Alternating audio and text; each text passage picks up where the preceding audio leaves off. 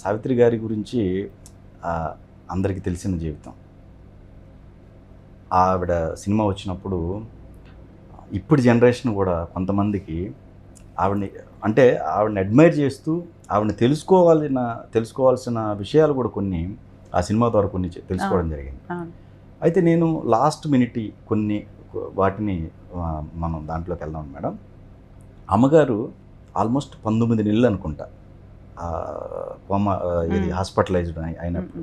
Almost ఆ period of టైంలో మీకు మోరల్ సపోర్ట్గా ఎవరున్నారు మేడం ఆ టైం? మా ఆయన ఉన్నారండి. నాకు అప్పుడు పెళ్ళి అయిపోయింది కదా. అమ్మ కోమాలోకి వెళ్ళినప్పుడు నేను 3rd year BA ఎగ్జామ్ రాస్తున్నాను. Okay okay. సో అది నా లాస్ట్ ఎగ్జామ్కి ముందు ఒక 3 days గ్యాప్ ఉన్నప్పుడు అమ్మ కోమాలోకి వెళ్ళింది. సో ఆ టైంలోనే కొంచెం ఎగ్జామ్ ఇన్ బిట్వీన్ కదా, ఫైనల్ ఎగ్జామ్. అప్పుడు మా పెద్దమ్మ బాబ్జిమ్మ అని అంటాను నేను, అలమేలమ్మ నాన్న పెద్ద భార్య, తను కార్లో తీసుకెళ్ళి బెంగళూరుకి అమ్మని చూపించి, ఇదిగో చూడు మేమందరం ఉన్నాం, మేము చూసుకుంటాం, నీ ఎగ్జామ్ మాత్రం నువ్వు మానుకోబాక, యూ ఫినిష్ యువర్ ఎగ్జామ్ అనింది అనమాట. ధైర్యం చెప్పింది బాగా. సో నాన్నను పెద్దమ్మ బాగా ధైర్యం చెప్పారు అప్పుడు. ఆ టైంలో మేము ఉన్నాము, మేము చూసుకుంటాము, తమ్ముడు గురించి అంతా బాధపడకూడదు. ఆ కుమాలో ఉన్నప్పుడు కూడా అమ్మ చేయి పట్టుకుని మా పెద్దమ్మ, ఇదిగో చూడు సతీషు వీళ్ళందరి గురించి నువ్వు బాధపడబాక, నేను ఉన్నాను, అయినా నువ్వు బాగుపడి బయటకు వచ్చేస్తావులే అని మాట్లాడుతూనే ఉండేదన్నమాట అమ్మ దగ్గర. సో ఆ ధైర్యం ఇచ్చింది పెద్దమ్మ తప్పకుండా. అండ్ ఆఫ్ కోర్స్ నాకు ఎప్పుడు నా పక్కన మా ఆయన ఉన్నారు కాబట్టి ఐఎమ్ సెక్యూర్. నా బాధ అంతా అప్పుడు తమ్ముడు గురించి, వాడు చిన్నోడు కదా. కానీ లక్కీలీ నాకు లక్కీ కాదు, ఆ రెస్పాన్సిబిలిటీని నాన్న తీసుకుని మా తమ్ముడిని చదివించడం అదంతా ఆయనే చూసుకున్నారు. మా పెద్దమ్మ చూసుకుంది. అప్పుడు నాన్న ఇంట్లోనే ఉండేవాడు.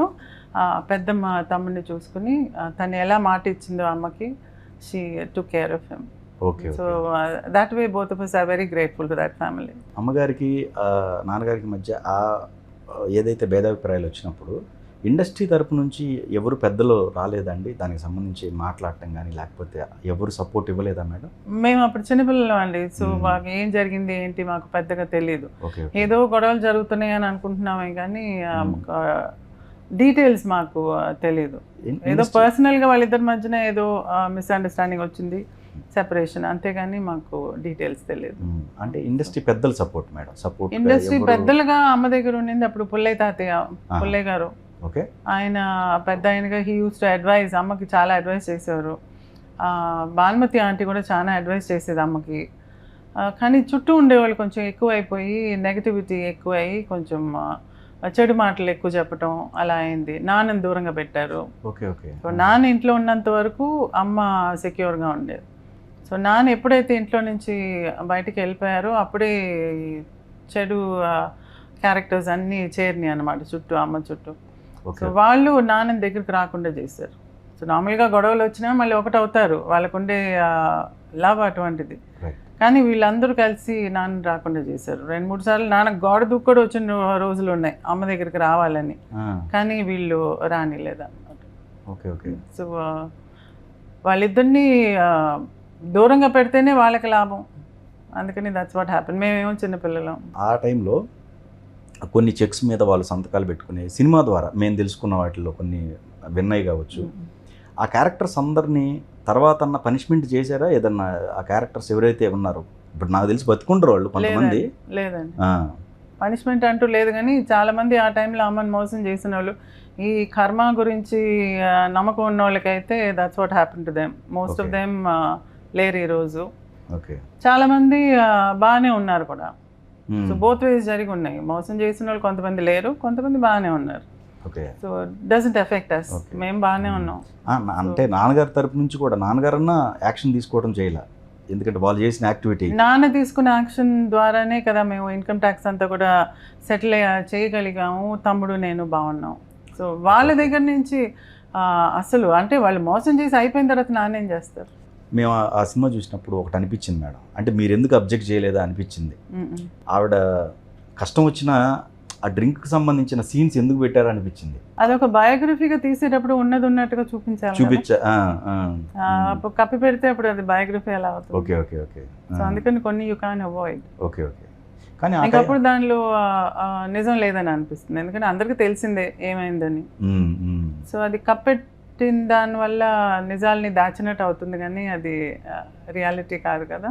Okay okay.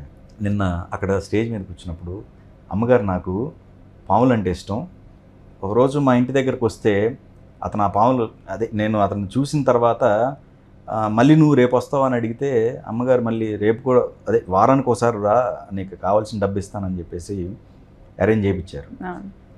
సో ఇలాంటివన్నీ కూడా ఒక్కసారిగా ఆవిడ లేనప్పుడు ఇలాంటి జ్ఞాపకాలు చాలా వస్తాయండి.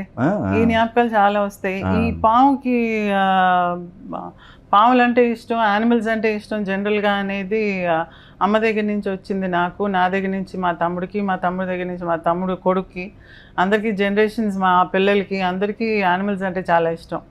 అందులో పర్టికులర్గా ఈ పాము గురించి ఎత్తారు కాబట్టి మా తమ్ముడు కొడుక్కి పాములు అంటే చాలా ఇష్టం. ఒక పావుని కూడా ఇంట్లో పెట్టుకుని ఉన్నాడు యుఎస్లో. ఓకే. సో ఇప్పుడు హీఈస్ ఆస్ట్రేలియాకి వెళ్ళి వెటనరీ సైన్సెస్ చదివి హీఈస్ అ వెటనరీ డాక్టర్. సో వెటనరీ డాక్టర్గా మొన్నే గ్రాడ్యుయేషన్ కూడా అయింది, అక్కడ ఆస్ట్రేలియాలో పనిచేస్తున్నాడు కూడా. సో ఇది తరతరాలుగా వస్తుంది అనమాట. ఇప్పుడు కూడా తమ్ముడు అంటాడు, అక్క నీకు పాముల మీద పట్టినిపించి మా అబ్బాయికి పట్టించామని అంటాడు అనమాట.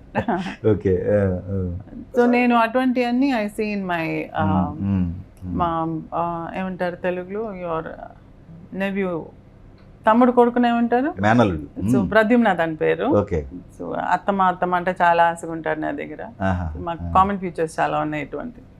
అంటే అప్పటి వరకు చాలా అమ్మ క్యారెక్టర్స్ చాలా నేను మా పిల్లల దగ్గర కానీ, మా మేనల్లుడి దగ్గర కానీ, మా తమ్ముడి దగ్గర కానీ అందరి దగ్గర చూస్తుంటాను. సో అప్పుడు వాళ్ళు ఏదైనా చేసినప్పుడు అమ్మ ఇలా చేసేది కదా అని జ్ఞాపకం వచ్చేది అనమాట. సో నేను అలా కనెక్ట్ చేసుకుంటాను. కానీ మీరు ఒక మాట అన్నారు మేడం, అక్కడ మేము అమ్మని ఎప్పుడు కూడా నైట్ ఒకవేళ పడుకున్నా కానీ తెల్లవారుజామున చూస్తే అమ్మ దగ్గర, అమ్మ పక్కలో ఉండేవాళ్ళం. అమ్మ 9 to 9 షూటింగ్ చేసేదండి. 9 to 9 కంటిన్యూస్గా షూటింగ్ చేసింది. ఒక స్టేజ్లో చాలా కంటిన్యూస్గా ఉండే కాల్ షీట్లు. ఆ టైంలో మమ్మల్ని చూసే టైం కూడా ఉండేది కాదు, కానీ షీ యూస్ టు మిస్ అస్ కదా. అమ్మమ్మ ఉండేది ఇంట్లో, అమ్మమ్మ చూసుకునేది మమ్మల్ని. ఆ టైంలో ఏం చేసేదంటే తను షూటింగ్ నుంచి వచ్చేది లేట్ అయిపోతే అప్పటికి నేను అమ్మమ్మ దగ్గర పడుకుని నిద్రపోయేదాన్ని. నన్ను ఎత్తుకొని పోయి వాళ్ళిద్దరి మధ్యన పడుకోబెట్టుకునేది అనమాట. సో పొద్దున్న లేచినప్పుడు ఉండేదాన్ని, అక్కడ ఉండేదాన్ని. సో అలా మేనేజ్ చేసేది తను. ఉండే టైంని కూడా she used to manage. Okay okay. కానీ మీరు ఒక సమాధానం చెప్పారు మేడం, చాలా వరకు కూడా కొంతమంది అమ్మ దగ్గర అంతకుముందు లాస్ట్ టైంలో పనిచేసిన వాళ్ళు కావచ్చు, కొంతమంది ఇలా మొత్తం అన్నీ పోగొట్టుకున్నారు అనే రూమర్స్ క్రియేట్ చేశారు. కానీ మీరు నిన్న చెప్పిన దాంట్లో అమ్మ సంపాదించింది ఎంత ఉంది, దాంట్లో కొంతవరకే మిగిలింది మాకు ఉంచి వెళ్ళారని చెప్పేసి ఒక క్లారిఫికేషన్ ఇచ్చారు. అవునండి, లేకపోతే ఈ రోజు మేము బాగుంటాం కదా. ఎగ్జాక్ట్లీ. ఈ రోజు మేము ఇంత కంఫర్టబుల్గా ఉన్నామంటే అది అమ్మ సంపాదన వల్లే. అదే అమ్మ సంపాదన ఒక పక్కను, అమ్మ చేసిన మంచి కూడా మాకు చాలా హెల్ప్ చేస్తుంది. సో ఈరోజు అంటే పద్మవిభూషణ్, మెగాస్టార్ చిరంజీవి గారు దగ్గరికి వెళ్ళాలంటే ఎంత కష్టం. అటువంటిది నాకు రెడ్ కార్పెట్ వెల్కమ్ కదా అక్కడ. ఎందుకని? అమ్మ వల్ల కదా. సో అమ్మ కళల మీద చూపించిన కమిట్మెంట్ అంత డీప్గా వెళ్ళుందనమాట ప్రేక్షకుల దగ్గర. అందులో అది మాకు హెల్ప్ చేస్తుంది. సో ఈరోజు నేను ఎక్కడికి వెళ్ళాను, నేను ఫలానా అని తెలిస్తే నాకు ఇమీడియట్గా మర్యాద అది చాలా ఎక్కువ అవుతుంది. అది నో డౌట్ అండి, ఖచ్చితంగా. సో దట్ వే మేము చాలా లాభాలు పొందున్నాం.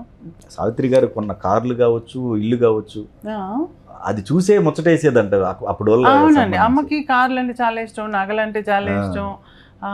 సో అవన్నీ కొంచెం కలెక్టర్స్ ఐటమ్ లాగా ఉండేదన్నమాట కొంచెం. సో దట్ అది she used to enjoy all that. Okay okay. అమ్మ బతికింది కొన్ని రోజులైనా దానిలో తనకి ఎలా బతకాలనుకుందో అలా బతికిందండి.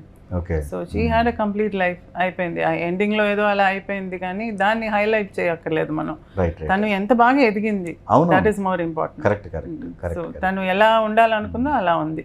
సో దట్ వే అందుకనే నేను ఈ బుక్లో కూడా, సంజయ్ కిషోర్ రాసిన బుక్లో కూడా నేను వచ్చి ఆవిడ లైఫ్ని అలా పెట్టేసి తన మూవీస్ని ఎన్నుకొని ఆ మూవీ గురించి, ఆ మూవీలో తను చేసిన క్యారెక్టర్స్ దాన్ని హైలైట్ చేసి నాకు ఒక ఫిల్మోగ్రఫీ లాగా చేసి పెట్టని చెప్పాను అనమాట.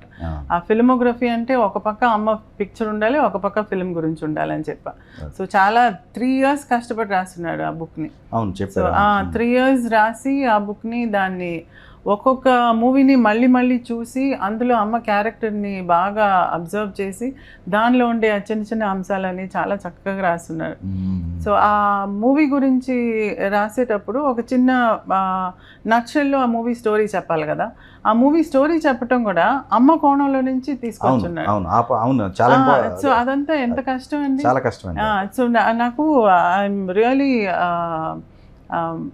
ఐ అడ్మైర్ సంజయ్ కిషోర్ అండి ఈ విషయంలో మాత్రం. The way he he's brought it up ఈ బుక్ని.